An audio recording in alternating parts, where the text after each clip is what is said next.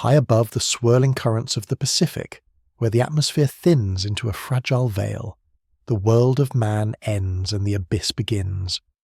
On the summit of Mauna Kea, the air is a thief, stealing the warmth from the skin and the oxygen from the blood. Here, within the silver dome of an observatory that stands as a silent sentinel against the coming night, a lone astronomer sits in the dim glow of a workstation. The year is 2024. Outside, the wind howls a mournful dirge against the steel skin of the telescope, but inside there is only the hum of cooling fans and the rhythmic steady pulse of a human heart. The astronomer leans forward, his forehead nearly touching the cold glass of the monitor. He exhales, and a small, translucent cloud of mist blooms upon the screen, momentarily obscuring the data. In this fleeting moment, the scale paradox of our existence is laid bare. That puff of warm air, a byproduct of biological life, is a chaotic dance of trillions of molecules, yet it is utterly insignificant when measured against the vacuum that waits just beyond the roof. His breath is a temporary smudge on the window to the cosmos, a warm defiance against a universe that is on average 270 degrees below zero. As the mist clears, a single pixel remains. It is a solitary point of white light, no different to the untrained eye than a grain of salt spilled upon a black velvet shroud. It does not flicker. It does not twinkle with the atmospheric turbulence that plagues the stars of our own galaxy. It is cold, steady, and utterly alien. This is the first pixel of the Voidenixian epoch, a tiny digital ghost that carries with it the weight of an existential catastrophe. The astronomer traces the trajectory of this dot with a trembling finger.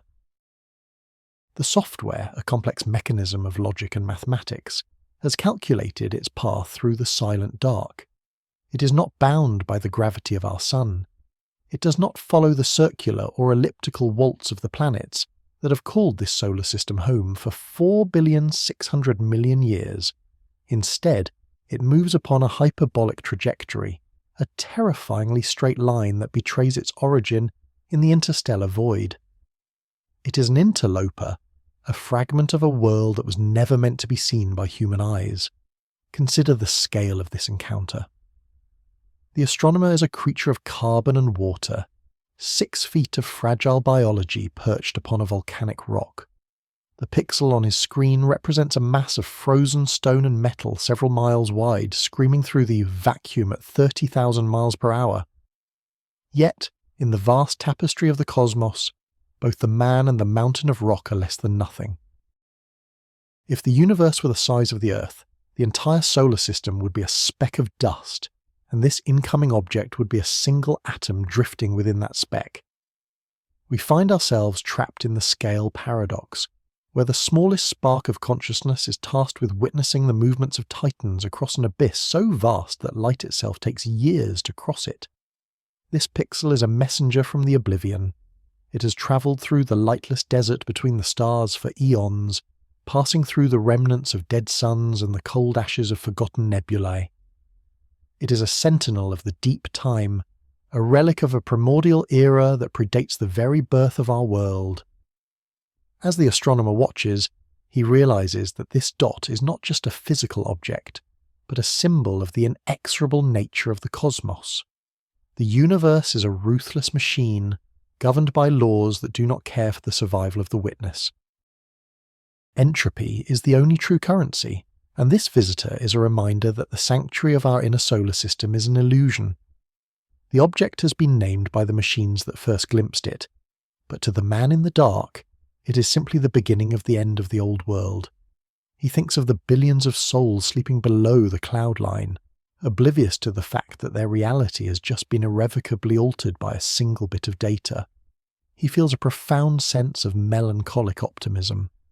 It is a tragedy that our first true contact with the deeper cosmos should be so cold and silent, yet it is a miracle that we have built the tools to see it at all.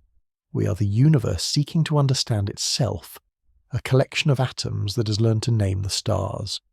The pixel represents a planetary fragment, perhaps the heart of a world that was torn asunder when its parent star collapsed into a white dwarf, or was devoured by a black hole. It is a piece of a celestial corpse, a remnant of a catastrophe that occurred before the first multicellular life crawled out of the Terran oceans. Now, it enters our domain, unbidden and unyielding. The astronomer watches the numbers crawl across his screen, written out in the silent language of the machine, confirming that the path of the object will bring it within a hair's breadth of our own fragile home. In the scale of the cosmos, a hair's breadth is measured in millions of miles, yet the proximity feels intimate, like a whisper in a crowded room. The void is no longer an abstract concept. It has taken form. It is a jagged, dark silhouette against the background radiation of the Big Bang.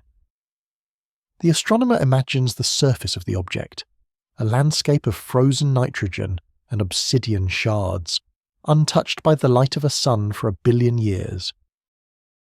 It is a place of absolute silence, where the concept of sound has no meaning, and the passage of time is marked only by the slow decay of radioactive isotopes.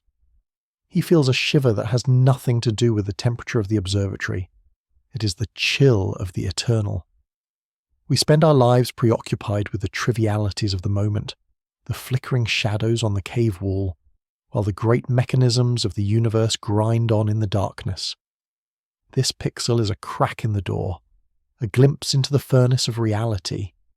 It tells us that we are not the protagonist of this story, but merely accidental spectators to a symphony of destruction and creation that began long before we arrived and will continue long after our spark has vanished. The Voidonixian epoch has begun not with a roar, but with a flicker on a liquid crystal display. It is the first pixel of a new map, one that includes the terrifying reaches of the interstellar abyss.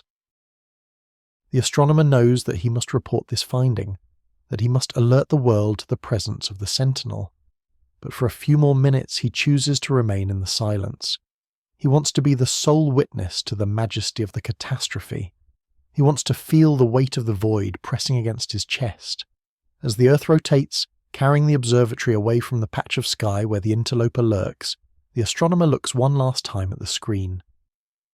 The pixel is still there, a tiny unblinking eye watching us from the porch of the solar system. It is a grain of soot in a cathedral of light, a reminder that we are small, that we are temporary, and that the universe is vast beyond all comprehension. Yet in the act of seeing we transcend our insignificance. The void may be infinite and the abyss may be hungry, but for this one moment the darkness has been mapped. The first pixel has been claimed. The epoch of the great silence has found its voice. The memory of the first interloper remains a scar on the collective consciousness of the astronomical community, a spectral presence that haunts the halls of our observatories. We remember the one that escaped, the visitor known as Oumuamua, which streaked through our inner sanctum with the indifference of a god. It was a missed opportunity that tasted of ash, a brief flicker of light that vanished into the dark before our most powerful eyes could be turned toward it. For years, the scientific world existed in a state of quiet mourning, a frustration born from the realization that we'd been caught unprepared by the grand theatre of the cosmos. We'd glimpsed a relic from another star system, a piece of alien history, only to watch it dissolve back into the abyss, leaving behind nothing but unanswered questions and a sense of profound inadequacy. We were like children watching a rare bird take flight, unable to describe its feathers or the song it sang before it disappeared into the forest of the night.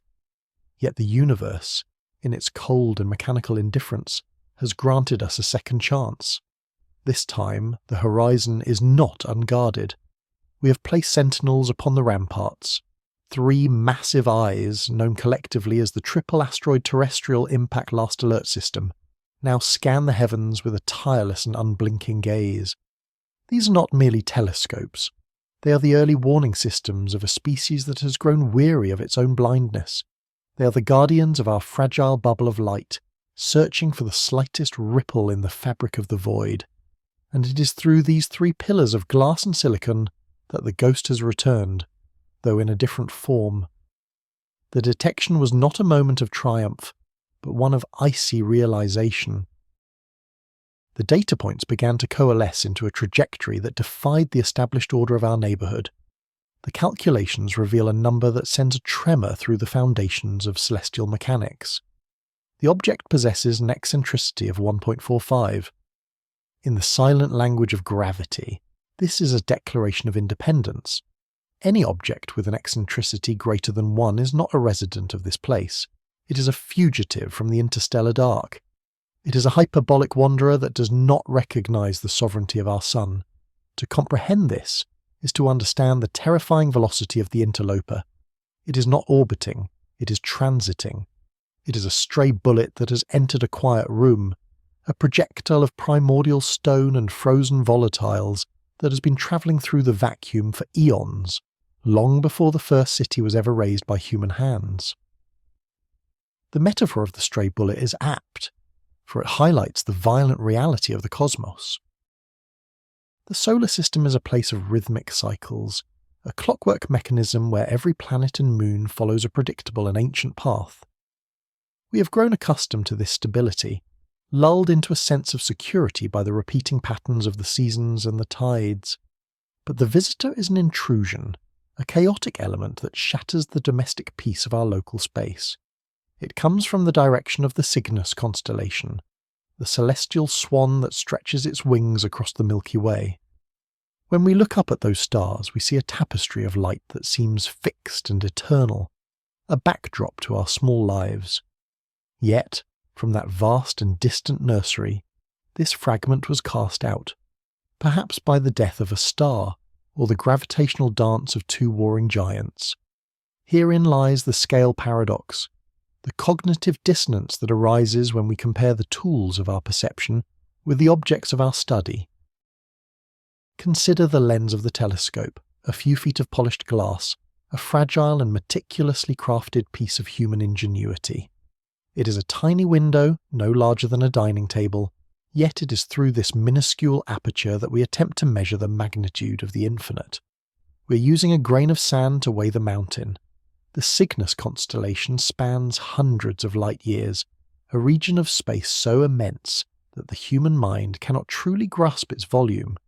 It contains millions of suns and untold billions of worlds, yet our entire understanding of this new visitor is distilled through a few inches of glass on a lonely mountaintop. The lens is a bridge across the void, a fragile link between the domestic and the cosmic. It is the witness to a catastrophe that occurred in the deep past, capturing the light of a remnant that has crossed the terrifying reaches of the interstellar abyss. The frustration of the past has been replaced by a frantic, cold energy. The scientific community is no longer mourning. It is mobilizing. We have been given a reprieve, a chance to redeem our previous failure. But as we turn our instruments toward the visitor, the existential weight of the moment begins to settle upon us. This object is a sentinel from the oblivion, a messenger from a part of the universe that will forever remain beyond our reach. It is a reminder that the void is not empty, but filled with the debris of 1 billion failed worlds and the ashes of forgotten epochs.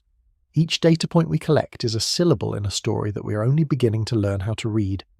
We are watching a piece of the eternal unravel before us. The object does not care that it is being observed. It does not slow its pace for our benefit. It continues its inexorable journey, a silent traveller through the symphony of the stars. We feel the melancholic optimism of the witness, the bittersweet realization that while we are small and temporary, we are the only part of the universe that can look back at the darkness and name it. We are the consciousness of the cosmos, the eyes through which the abyss contemplates itself. The 3 sentinels of the alert system have given us a front row seat to the majesty of the catastrophe, and as the visitor draws nearer, we prepare to face the truth of our position in the tapestry of time. We are no longer merely looking at a pixel on a screen. We are looking into the throat of the infinite, and for the first time, we are not looking away. The crossing occurs at a threshold invisible to the naked eye, yet profound in the ledger of our understanding. 45 astronomical units from the warmth of our parent star, the visitor enters the graveyard of a light. At this distance, the sun is no longer a source of heat or a bringer of days, but merely the brightest star in a sky of infinite blackness. It is a region of the solar system where the solar wind begins to falter and the cold breath of the interstellar void becomes the dominant force. Here, in the dim reaches of the Kuiper belt, the visitor passes an invisible line that has, until now, marked the limit of our detailed perception. It is a place where the shadows are absolute and the silence is a physical weight, a primordial realm that has remained unchanged for 4 billion years. To witness this moment, we have orchestrated a celestial dance of unprecedented complexity, a symphony of machines across the abyss. 2 sentinels of human consciousness, separated by a distance so vast that radio waves take hours to bridge the gap, have turned their sensors toward the same point in the nothingness. The James Webb Space Telescope, a golden eye suspended at the second Lagrange point, and the New Horizons probe, a weary traveller drifting through the outer darkness, have synchronized their clocks to a billionth of a second. They are waiting for an occultation, a brief and terrifying moment when the visitor passes in front of a distant, nameless star. This is the scale paradox at its most visceral. The James Webb Space Telescope, a marvel of modern engineering, consists of 18 hexagonal segments of gold-plated beryllium. Each segment is polished with such meticulous precision that if it were the size of a continent, the largest imperfection would be no taller than a blade of grass. This fragile arrangement of metal and glass, no larger than a small house, is tasked with capturing the faint silhouette of a titan. On the other side of the void, the New Horizons probe, a craft no bigger than a grand piano, acts as the secondary witness. We are using these 2 tiny artificial specks to measure a mass that could swallow the history of our world in a single impact. The precision of our mirrors is being weighed against the massive dark silhouette of an object that has crossed the interstellar desert for eons. As the visitor moves, it blinks. For a fraction of a heartbeat, the light of a star billions of light years away is extinguished by the passing of this intruder. This is the breakthrough.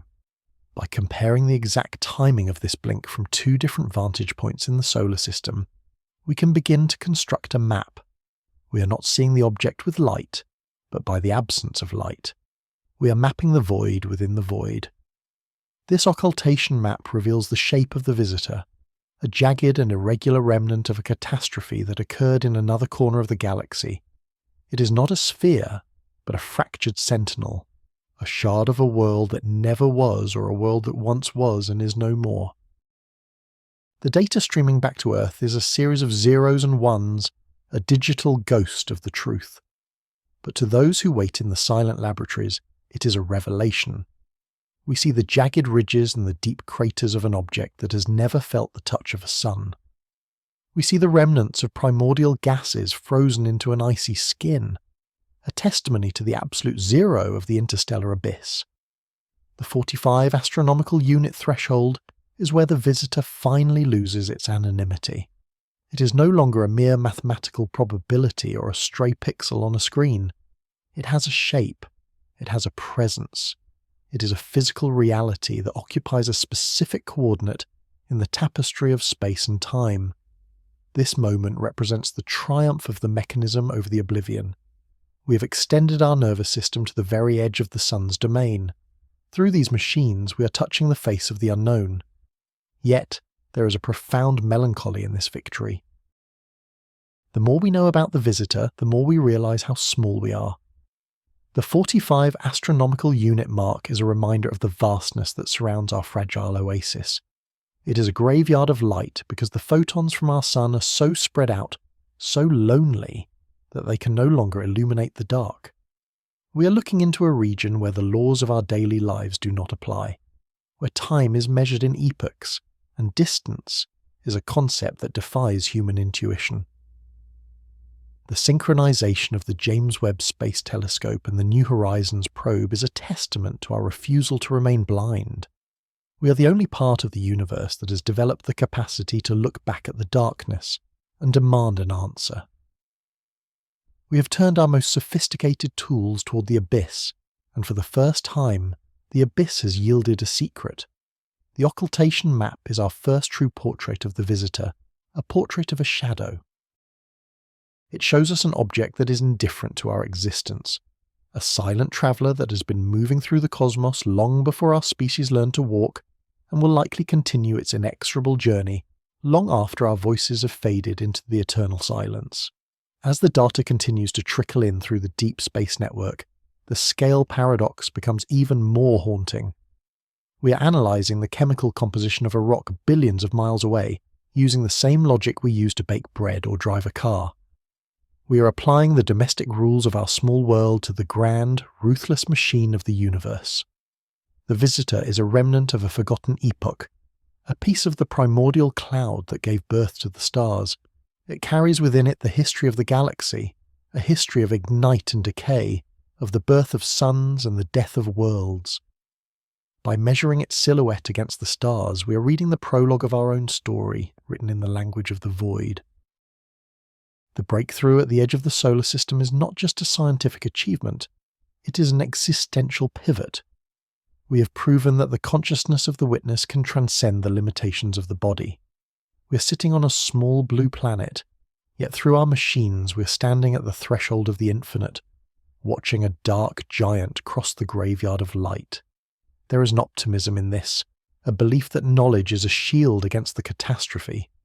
But it is a melancholic optimism, for we know that the more we see, the more we realise what remains hidden in the shadows. The visitor is drawing nearer, and while we have mapped its shape, we have yet to understand its intent, or if the concept of intent even exists in the cold, unfeeling mechanism of the cosmos. We are no longer merely observers. We are participants in a cosmic drama that is beginning to unravel, a symphony of light and shadow that will define our place in the tapestry of the eternal. The data streaming across the vast distances of the deep space network is no longer a mere silhouette of a shadow. It is a physical weight, a cold reality that is forcing a radical revision of everything we thought we knew about the wanderers of the void. For decades, our understanding of these celestial visitors was defined by a specific, almost domestic image. We called them dirty snowballs. We imagined them as fragile remnants of the primordial cloud, loose heaps of cosmic rubble and frozen gases held together by the faint shivering hands of gravity. We pictured them as something akin to a crumbling sponge, porous and delicate, shedding their layers as they approached the warmth of a star. This was a comforting model. It suggested a universe that was messy, organic, and ultimately temporary. But as the spectroscopic data and gravitational measurements of 3I Atlas solidify, that comfort is being stripped away, replaced by the realization that we are facing a singular entity of terrifying integrity. The visitor does not crumble. It does not bleed gas into the vacuum. It does not behave like a relic of a chaotic birth. Instead, it moves with the relentless, unyielding precision of a ball, bearing machined to a tolerance that defies human manufacturing. Where we expected the gaps and holes of a cosmic sponge, we find a non-porous mass of incredible density. It is a monolith of such structural perfection that it challenges the very mechanism of how we believe matter is assembled in the dark. This is the core anomaly.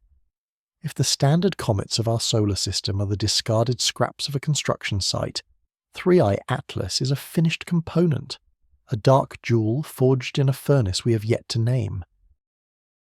To understand the scale paradox at work here, one must first confront the sheer impossibility of this density. In our daily lives, we're used to the idea of solid things, a rock, a piece of steel, a lead weight.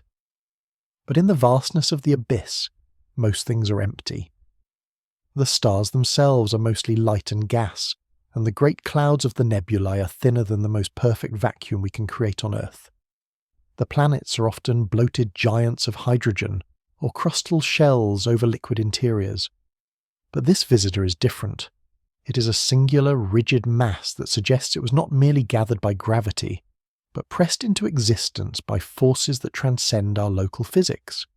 It is as if the universe, in its inexorable march through the eons, decided to create something that could survive the end of time itself.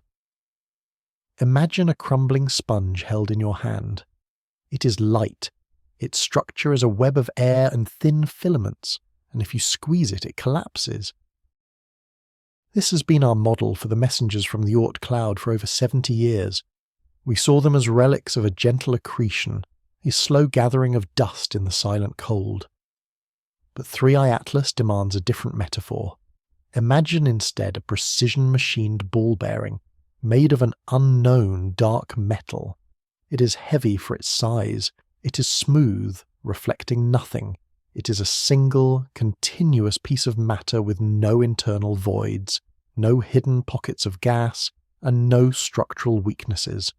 This is what we're seeing at the edge of the solar system. The density of the visitor is so high that it suggests a manufacturing process by the stars themselves, perhaps in the crushing depths of a planetary core that was later shattered, or within the intense gravitational well of a dying sun. This density is a signature of the ruthless machine of the cosmos. It tells us that this object was not born in the soft nurseries of gas where our own world began. It was born in a catastrophe. It is a remnant of an epoch of violence that occurred so far away and so long ago that its origins are lost to the oblivion of time. By looking at its lack of porosity, we are looking at the evidence of an immense pressure, a force that squeezed out every atom of emptiness until only this rigid sentinel remained. It is a dark mirror to our own fragility. We are creatures of air and water and porous bone, living on a world of thin crust and shifting plates. We are the crumbling sponge. The visitor is the ball bearing, an indifferent traveller through the eternal silence, unaffected by the heat of suns or the cold of the void. The scale paradox becomes haunting when we realise that this singular mass is moving through a region of space that is defined by its emptiness. In the graveyard of light, where the sun is but a bright needlepoint in the black, this dense object represents a concentration of reality that is almost offensive to the vacuum. It is a knot in the tapestry of the universe. Our instruments, designed to measure the light and the lean, are struggling to account for the sheer presence of this object. We are using the same mathematics that describe the motion of a grain of sand to track a mountain of such density that it seems to anchor itself to the very fabric of space-time. There is a profound melancholy in this discovery. We had hoped that by reaching out to the visitor, we would find a cousin to our own world, a piece of the same primordial clay. We wanted to find a bridge to the past, a way to understand the gentle beginnings of our own history. Instead, we have found a stranger. We have found a machine of nature that does not care for the warmth of stars or the presence of life. 3i Atlas is a testament to the fact that the universe can produce entities of such endurance and such cold perfection that they make our entire civilization look like a fleeting breath on a winter pane. It is a reminder that the cosmos is not just a garden of light, but a forge of incredible power, capable of creating objects that will endure long after the stars we navigate by have gone dark. As we continue to analyse the data, the existential pivot becomes unavoidable. We are the witness, the consciousness that has evolved to perceive the symphony of the cosmos. But the symphony we're hearing now is not a melody of life. It is the rhythmic, metallic clanging of an inexorable mechanism. The visitor is not a messenger, it is a fact. It is a physical proof that out there in the vast reaches of the abyss, there are processes that operate on a scale of pressure and time that we can barely conceive. We are looking at a fragment of a lost world, a piece of the eternal that has been cast out into the void to wander forever. The transition from the dirty snowball model to this new reality of the machined ball bearing marks the end of our cosmic childhood. We can no longer look at the sky and see only the soft and the familiar. We must now acknowledge the hard and the alien. The visitor is a sentinel of a deeper truth, that the universe is vast and cold and filled with things that do not need us to exist. It is a singular, non-porous mass that has survived the journey through the graveyard of the light, and as it draws nearer to our fragile oasis, it remains as silent and indifferent as the stars that birthed it. We are watching the unravelling of our old myths, replaced by the heavy, dense reality of an object that was made by the cosmos to last forever, while we are merely here to watch it pass by. As our sensors strain to resolve the silhouette of the visitor against the backdrop of the distant stars, we encounter a physical impossibility. We expected the glint of ice or the dull grey of primordial stone, but what we've found is a hole in reality. The object does not merely exist in the darkness, it is the darkness. It possesses an albedo of 0.02, a value so low that it effectively erases the three-dimensional form of the entity from our perception. To look upon it is to look into a puncture in the tapestry of the cosmos, a visual silence that refuses to echo the light of our own sun. On our own world, we have struggled to create materials that can mimic this level of absolute negation. We have engineered forests of carbon nanotubes to trap the light, creating a substance we call vantablack, a coating that makes the most intricate sculptures look like flat, two-dimensional voids. But nature, in its cold and indifferent workshop, has produced this effect on a scale that dwarfs our laboratory triumphs. The visitor is wrapped in a shroud that swallows 99.9% of all incoming radiation. It is the skin of a black hole draped over a physical mass, a garment of total oblivion that has been tailored by eons of exposure to the abrasive winds of the interstellar medium. When a photon strikes this surface, its journey ends in an instant of total absorption. It is not reflected, nor is it scattered. It is devoured. The microscopic topography of the visitor's exterior acts as a labyrinth of ultimate efficiency, a series of jagged nanoscopic canyons that bounce the light inward until its energy is entirely dissipated as heat, leaving nothing for our cameras to capture. This is the ruthless machine of entropy at work, a surface designed by the vacuum to be the perfect scavenger of energy. In the graveyard of light, where every spark of radiation is a precious commodity, this object stands as a monument to the end of all things. This darkness is not merely a superficial quality, it is a sentinel that guards a deeper, more terrifying truth. As we transition our perspective from the scale of the individual photon to the scale of the entire mass, the scale paradox begins to weigh upon our understanding. Beneath this impossible shroud, shielded from the prying eyes of the universe, lies an interior of crushed perfection. The data suggests that the visitor is not a simple rock, but a metallic planetary core, a relic of a world that was torn asunder before our sun was even a glimmer in a nebular cloud. We are looking at the heart of a dead giant. Imagine the pressure required to forge such a density, the unimaginable catastrophe that must have stripped away the crust and mantle of a planet to leave only this iron and nickel heart exposed to the void. It is a metallic core that has been polished by the passage of millions of years, yet now hidden under a layer of cosmic soot that ensures it will never again reflect the light of a star. This is the ultimate hiding place. Within the abyss of its own making, the visitor carries the history of a lost solar system, a narrative written in the crystalline structures of its metallic lattice, yet it refuses to share that history with the light. The existential pivot here is profound. We are the witnesses to an object that has evolved to be invisible. In a universe where we use light to map the heavens, to measure the distance to the furthest galaxies, and to understand the composition of the stars, we have encountered an entity that rejects the very medium of our knowledge. It is a silent traveller in a silent sea. The metallic interior, a solid, non-porous mass of incredible weight, moves with an inexorable momentum that ignores the gentle pressures of light that steer the comets of our own system.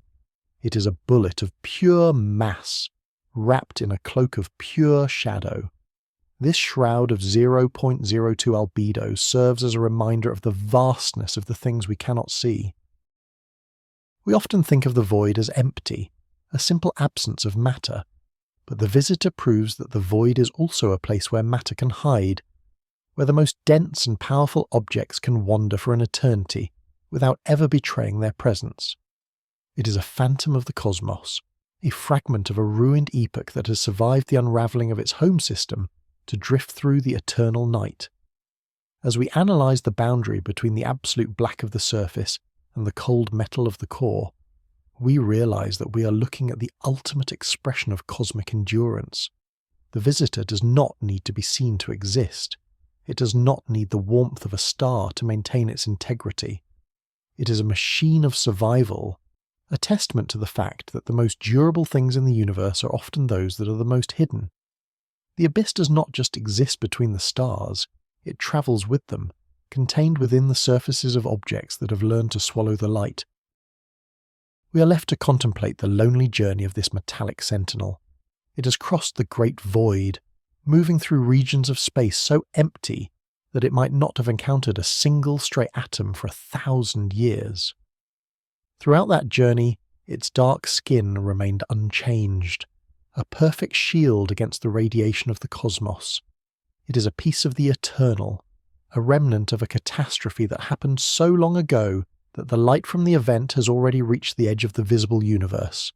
And yet the core remains, dense and cold, a silent passenger in a shroud of Vanta black. In the presence of such an object, our own history feels like a fleeting whisper. We are a species that thrives on light, that builds our civilizations in the warmth of a yellow dwarf star, and that seeks to illuminate every corner of our world. But the visitor is a citizen of the darkness. It is at home in the oblivion. As it draws closer to our fragile oasis, it remains as indifferent as ever, a reminder that for all our searching and all our observing, there are parts of the universe that will always remain beyond our reach, tucked away beneath a surface that swallows 99.9% of the truth. We are watching the passing of a ghost, a metallic heart beating in the centre of a self-made abyss, drifting through the tapestry of space toward a destination we can never know. It was Dr. Aris Thorne who first dared to peer through the shroud of shadow and into the very heart of the visitor. While others saw only a void in the star charts, a silent ghost haunting the edges of our perception, Thorne sought the mechanism beneath the skin. He looked not at the light that was swallowed, but at the light that was bent. Through the meticulous study of gravitational lensing data, a subtle and shimmering distortion of the distant galaxies behind the object, Thorne revealed a truth that defied the chaotic nature of the cosmos. The visitor was not a random coagulation of interstellar dust nor a jagged remnant of a shattered moon. It was an expression of perfect order. The data suggested a structure of impossible rigidity, a solid state matrix composed of carbon and nickel, fused together in a way that should not occur in the cooling heart of a dying star. Thorne hypothesized that we were looking at a crystalline lattice of such immense scale and precision that it transcended our understanding of material science. It was a discovery that shifted our perspective from the study of a mere object to the contemplation of a grand architecture. To understand the magnitude of this revelation, we must embrace the paradox of scale, journeying from the microscopic foundations of matter to the titanic proportions of the traveller itself. Imagine, if you will, descending through the layers of the visitor, leaving behind the crushing weight of the vacuum and entering the realm of the atomic. Here, in the silent dark of the interior, there is no chaos. There is no random drift of isotopes or the messy entanglement of impurities. Instead, we find a symphony of geometry. At the molecular level, the atoms are locked in a perfect crystalline cage, an endless repetition of carbon and nickel atoms held together by forces that have resisted the erosion of eons. In a natural asteroid, we would expect to see fractures, pockets of gas, and the irregular scars of 1 billion years of collisions. But within the Thorne matrix, there is only the absolute. Every atom is a sentinel standing in its assigned place within a 3-dimensional grid that stretches for hundreds of meters in every direction.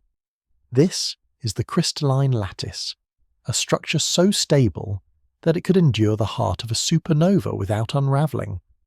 It is the ultimate expression of cosmic endurance, a material born from a mastery over the very building blocks of the universe.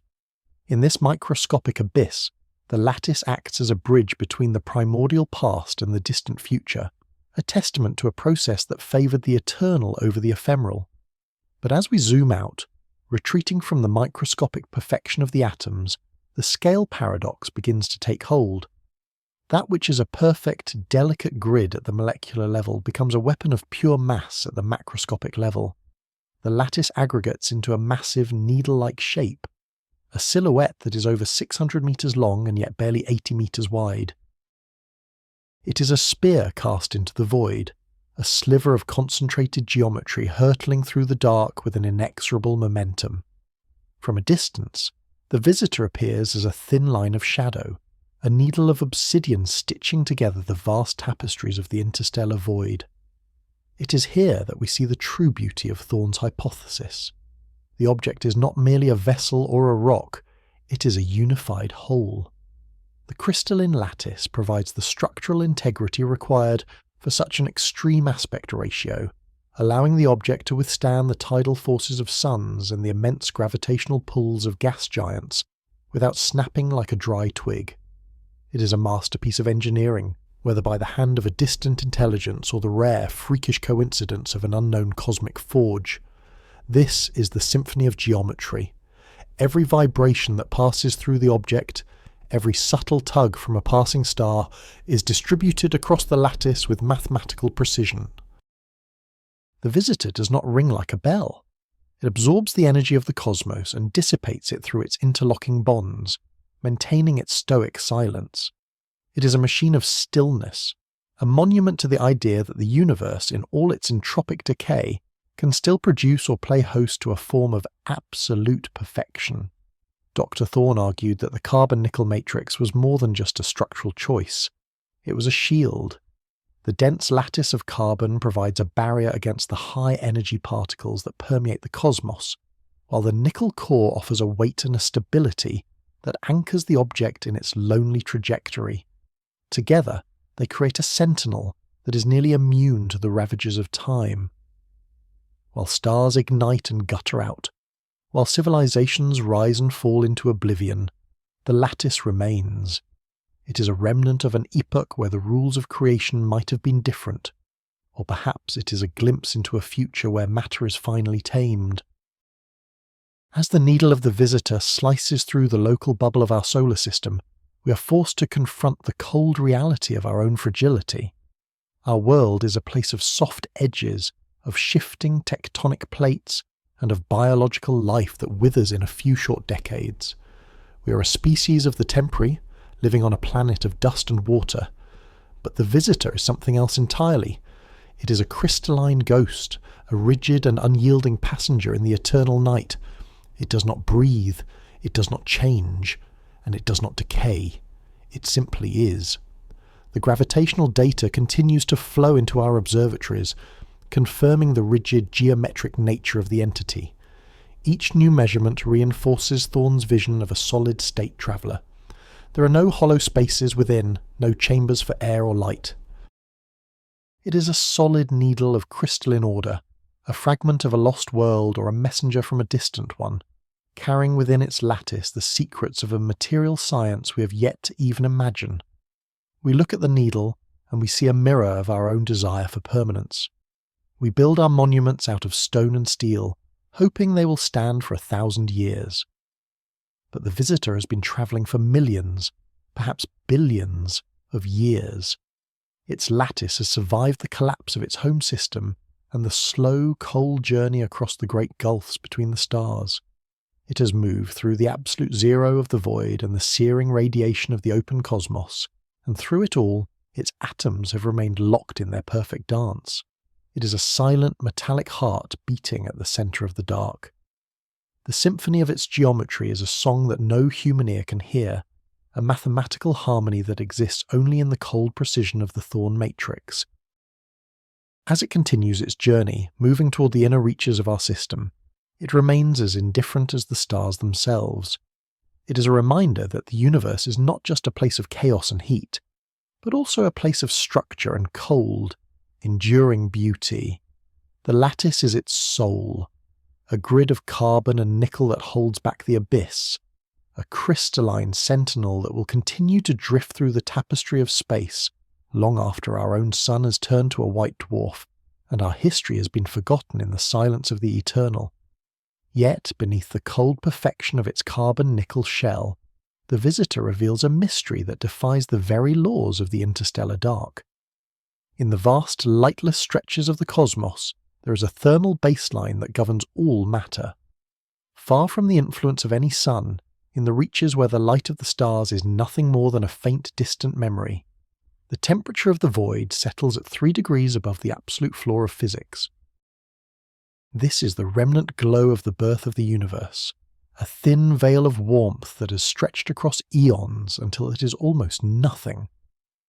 Every wandering rock, every shard of ice, and every dead planet that drifts in this abyss should, by all rights, be frozen into a state of total stillness. They should be 3 degrees above absolute zero, indistinguishable from the vacuum that surrounds them. But as our sensors calibrate their sensitive instruments to the needle-like sentinel, they detect a heartbeat of heat that should not exist. The visitor is not cold. It maintains a constant, steady temperature of 40 Kelvin. To our human sensibilities, 40 Kelvin is a temperature of unimaginable frost, a state where oxygen turns to liquid and then to a brittle solid. But in the context of the deep void, it is a roaring bonfire. It is a thermal defiance that suggests an internal engine, a hidden mechanism of energy that has survived the journey across the light years. This is the scale paradox in its most haunting form. We must imagine a forest the size of 1,000 worlds, a cathedral of ancient black trees whose branches weave into a canopy so dense that no starlight ever touches the ground.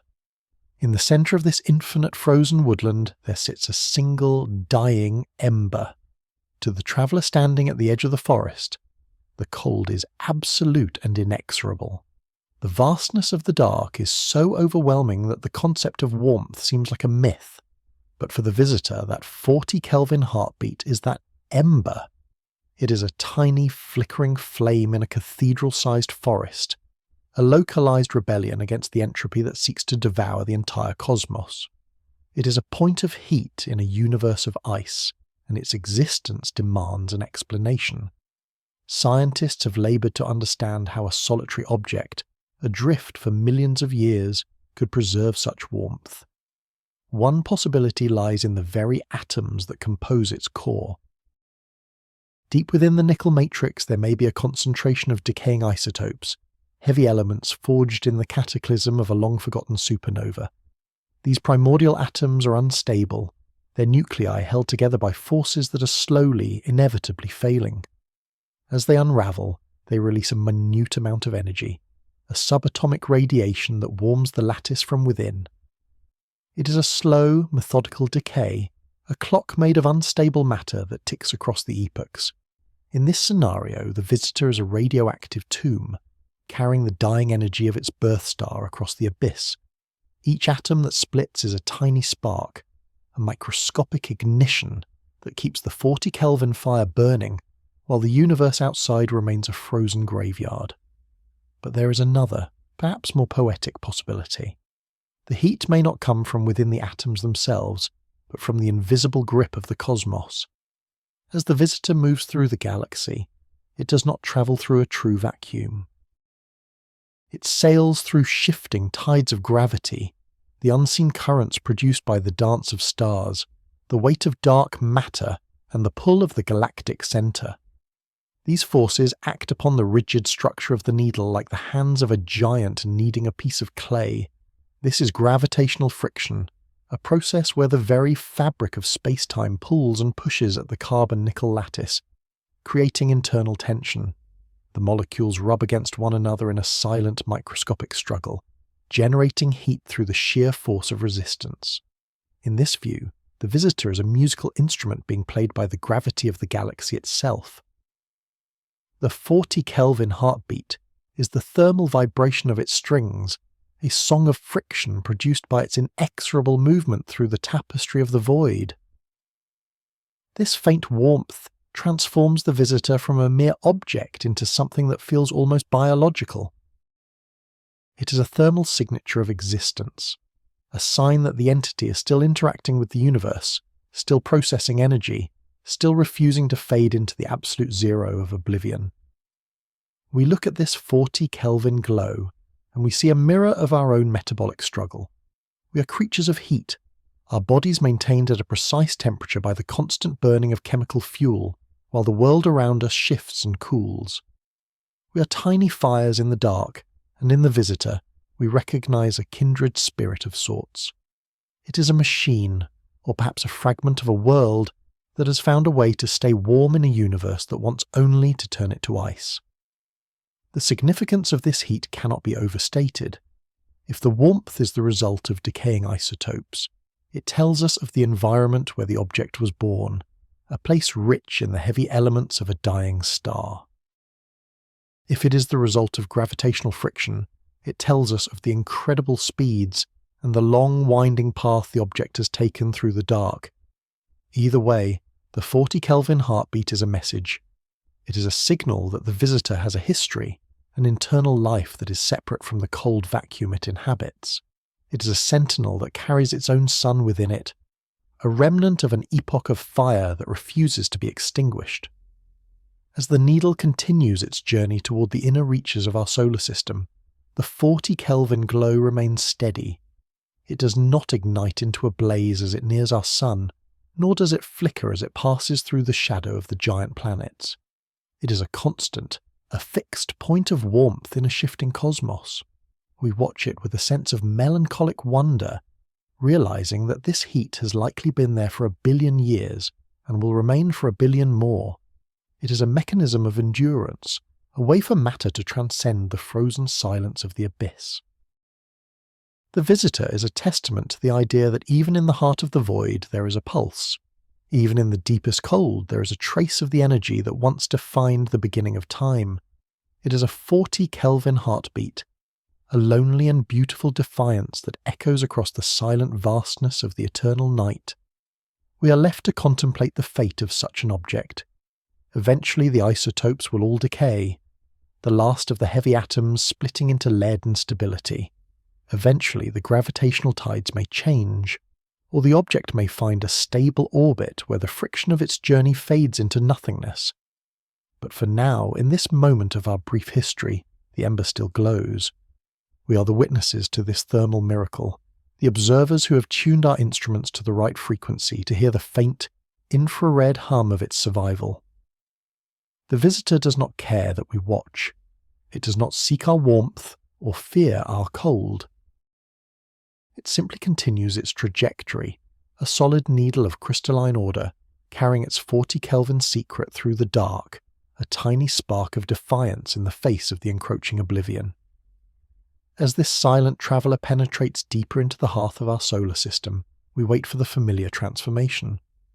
We look for the awakening that defines every other wanderer from the outer dark. When a comet from our own Oort cloud, that distant frozen nursery of primordial ice, approaches the sun, it begins to weep.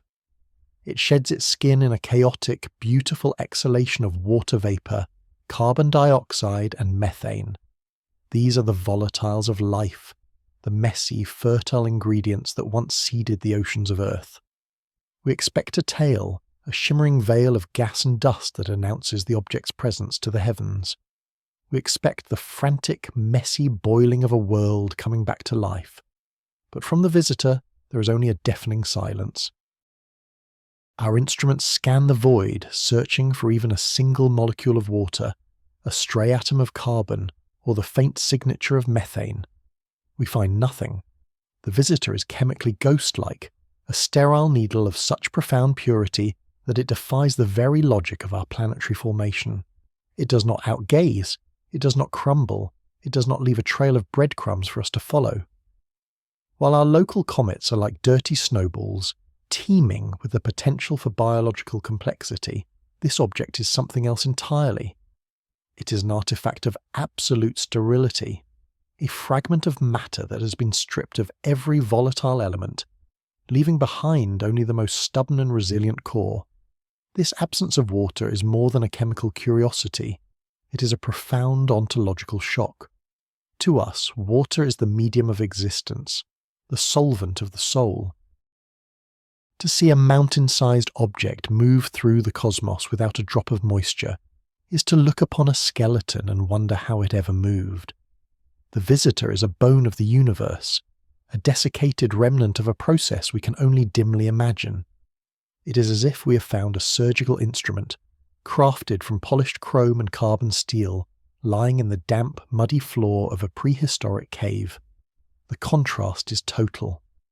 On one side, we have the biological messiness of Earth, a world of rot and growth, of humid air and salty tides. On the other, we have this needle, a shape of impossible precision and terrifying cleanliness, cutting through our atmosphere of steam and oxygen without being touched by it. We must consider the history of such a thing. To be this dry, to be this sterile, requires an ordeal of fire and time that exceeds the life cycles of most stars. It is likely a fragment of a dead sun's heart, a piece of a world that was torn apart when its parent star collapsed into a white dwarf or exploded in a supernova catastrophe. This is matter that has been forged in the furnace of a dying epoch, then cast out into the abyss to be sandblasted by interstellar dust for millions of years. Every jagged edge has been worn down, every volatile molecule boiled away by the radiation of 1,000 suns, until only this dense, metallic or crystalline sliver remains.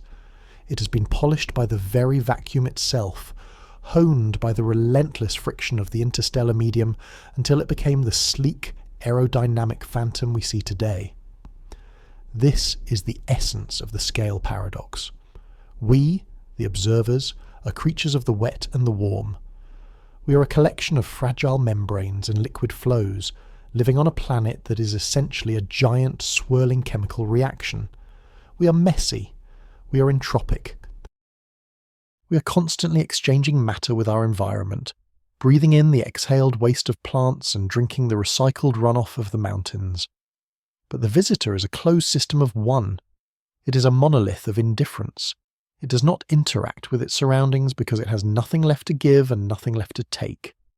It is a masterpiece of cosmic minimalism, a solid state entity that has transcended the need for the chemical complexity that we call life.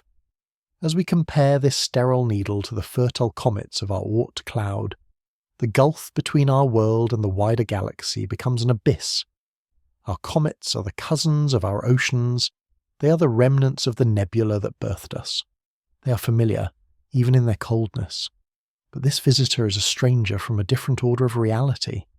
It represents a history where the ingredients for life were either never present or were scorched away eons ago.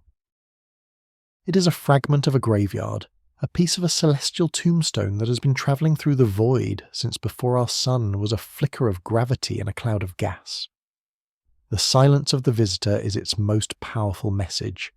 It tells us that the universe is not merely a garden of potential life, but also a vast, cold machinery of destruction and preservation. For every earth that blooms with the green fire of photosynthesis, there must be 1,000,000 sterile needles, the shrapnel of failed systems and exhausted stars. We look at the object and we feel a sense of profound loneliness, not because it is empty, but because its emptiness is so complete. It is a reminder that the biological abundance of our home is a rare and precarious miracle, a thin layer of moisture clinging to a rock. In a cosmos that is otherwise characterized by the absolute zero of the void. The visitor is the sentinel of the inanimate. It is the witness to the end of all things. When we look at its dark, unreflective surface, we are looking into the future of our own solar system. One day, our sun will swell and then shrink, our oceans will boil into the vacuum, and the very bones of the earth will be ground into dust by the tides of a dying star. Perhaps then, a fragment of our own world, stripped of its water and its memories, will be cast out into the interstellar night. It will be polished by the same dust and cooled by the same abyss, becoming a sterile needle for some other civilization to find in their own distant epoch. They will wonder at its purity, and they will feel the same melancholic chill that we feel now. For now the needle continues its trajectory, a silver sliver cutting through the black tapestry of the heavens. It is a mechanism of endurance, a testament to the fact that matter can survive the death of worlds if it is willing to let go of everything that makes it alive. It is a cold, hard truth moving at 50,000 miles per hour, a reminder that in the grand symphony of the cosmos, the most enduring notes are often the ones that are never played. We are the witnesses to this sterile miracle, the observers of a void that has taken the shape of a needle, reminding us that we are the exception and the silent polished dark is the rule. Through this lens, the visitor is not just an intruder, it is a mirror, reflecting the inevitable stillness that awaits all things in the inexorable march toward oblivion. The three silver slivers, known to a forgotten history as the Eye Atlas, do not feel the passage of time. To these monuments of solid-state engineering, the journey from the star-rich heart of the Cygnus constellation is not a voyage of miles or kilometres, but a slow, cold descent into the architecture of eternity. They were cast out from their home system during an epoch so distant that the very arrangement of the night sky would be unrecognisable to a modern observer. When they first ignited their engines to escape the gravity of their progenitor star, the Earth was a world of strange, primordial beasts, and the atmosphere of our planet held secrets that have long since been buried under layers of stone and salt. For 10 million years, these sentinels have drifted through the absolute zero of the interstellar void. To understand the scale of this transit is to acknowledge the utter insignificance of the human experience. While these three needles moved through the dark, the entirety of human history was compressed into a single, frantic heartbeat. Empires rose from the dust of the Levant and returned to that same dust before the visitors had crossed even a fraction of the abyss between the stars. The great glaciations of our world, the carving of the continents, and the slow evolution of the primate mind are but fleeting flickers of light in the corner of a blind eye. The Eye Atlas exists in a state of being that transcends the frantic chemical urgency of life. They are the artifacts of a patience that the biological mind cannot truly comprehend. The void through which they travel is not truly empty, but it is as close to nothingness as the cosmos allows. It is a tapestry of thin gas and ancient dust, the remnants of stars that died billions of years before the first spark of life appeared on our world. As the three probes move at speeds that would vaporize any atmosphere, they are occasionally struck by single atoms of hydrogen or microscopic grains of silicate. Each impact is a tiny silent catastrophe, a microscopic explosion that leaves a microscopic scar on their polished surfaces. Over the eons, these scars have accumulated, turning the once brilliant mirrors of their hulls into a dull, pitted grey. They carry the history of the interstellar medium on their skin, a record of every cloud of dust and every stray photon they have encountered in their lonely transit. From their perspective, the galaxy is a slow, rotating mechanism of fire and shadow. They have watched from afar as nebulae collapse to ignite new suns, and they have witnessed the silent, violent deaths of ancient giants. They have sailed past the wreckage of solar systems that never saw the rise of a single soul, and they have drifted through the gravitational wake of black holes that devour the very fabric of time. To the Eye Atlas, the universe is not a garden, but a vast and indifferent engine, an inexorable machine that grinds suns into dust and turns galaxies into ghosts. They are the witnesses to the unravelling of the cosmos, the silent observers of a symphony that has no audience. The scale paradox of their existence is a weight that pulls at the edges of our understanding. We are a species that measures time in seasons and lifetimes, yet we look upon objects that measure time in the movement of tectonic plates and the rotation of the galactic arms. A human life is a spark in the night. A civilization is a brief campfire on a vast and windy plain. But the Eye Atlas are the eternal embers. They have survived the decay of their creators, outlived the very memory of the world that birthed them, and moved beyond the reach of any god or king. They are the remnants of a will that refused to be extinguished by the void, a testament to the fact that even in a universe defined by entropy, something can endure. As they approached the boundaries of our own solar system, they had already travelled across a distance of 60 trillion miles. In that time, the constellations they once knew had shifted and drifted, the stars themselves moving like slow-motion dancers in a dark ballroom. The Cygnus they left behind is no longer the Cygnus they see when they look back. The primordial alignment of their birth has been lost to the inexorable march of stellar drift.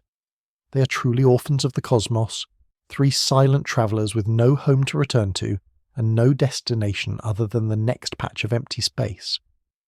We see them now as an anomaly, a strange intrusion into our local neighbourhood of planets and moons. We struggle to find meaning in their presence, to assign a purpose to their sterile forms. But the truth is far more chilling. Their purpose was fulfilled millions of years ago. They are now merely the momentum of a dead world, the lingering echoes of a scream that was uttered in a distant epoch. They do not care for our curiosity. They do not acknowledge our existence. To them, the Earth is just another gravity well, a minor curvature in the geometry of the void that must be navigated or ignored. The voyage of the Eye Atlas is a reminder that the universe is vast beyond all reason and old beyond all memory. We are the inhabitants of a single moment, a brief and fragile epoch of warmth and light. Beyond our thin shell of air, the abyss stretches out forever, filled with the ghosts of failed experiments and the silent transit of forgotten machines. We look at these 3 visitors and we see our own future reflected in their pitted hulls. One day the light of our sun will fade, the oceans will be lost to the vacuum, and the works of man will be reduced to a handful of sterile needles drifting through the dark. They are the sentinels of the inevitable. They are the proof that matter can transcend the frailty of flesh, but only by becoming as cold and as silent as the void itself.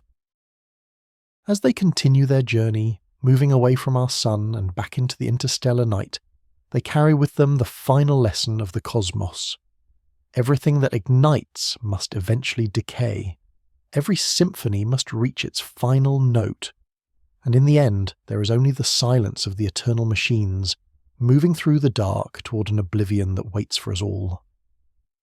The Eye Atlas do not fear the end, for they are already a part of it. They are the polished fragments of a reality that has already passed, moving through a universe that has already forgotten them, toward a future that is as vast and as empty as the heart of a dying star. The sun begins its final and most terrible transformation. 5 billion years have passed since the age of man, an interval of time so vast that the very mountains of Earth have risen and fallen into the sea 1,000 times over. The nuclear furnace at the heart of our star, having exhausted the hydrogen that sustained it for eons, begins to collapse under its own weight, only to ignite the helium in a desperate and violent expansion. The sun swells, turning from a familiar yellow orb into a bloated and crimson monstrosity. It becomes a red giant, a celestial titan that devours the inner planets with a slow and rhythmic cruelty.